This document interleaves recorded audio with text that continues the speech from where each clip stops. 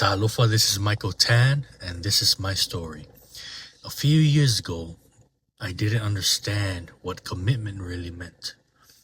Back then, I wasn't setting goals, I wasn't chasing anything. I was just drifting, going through the motions, without much care for where I was headed. I didn't feel like I was living, more like existing. When I left the Marine Corps, I left behind more than just a job. I left my structure, my identity, my purpose. I didn't realize how much that sense of direction anchored me until it was gone. After the military, depression became something I carried every day. It wasn't just inside me, it affected everything and everyone around me.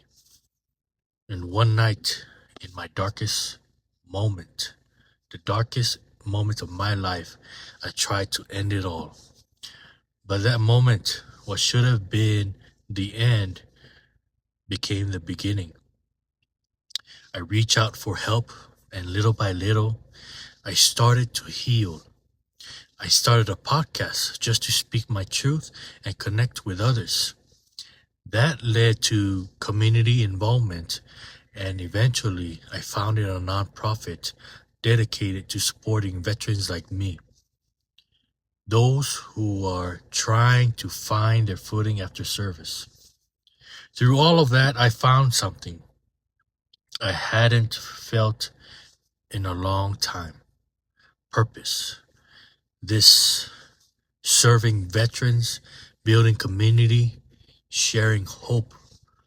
This is my commitment now. Life taught me that commitment isn't just about discipline. It's about showing up, especially when it's hard. It's about serving something bigger than yourself. For me, that's the veteran community. They are my why and my commitment. And that commitment, that purpose, it keeps me grounded, focused, and moving forward every single day.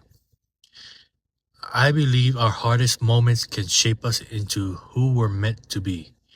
I've lived that truth, and now I'm committed to helping others find theirs.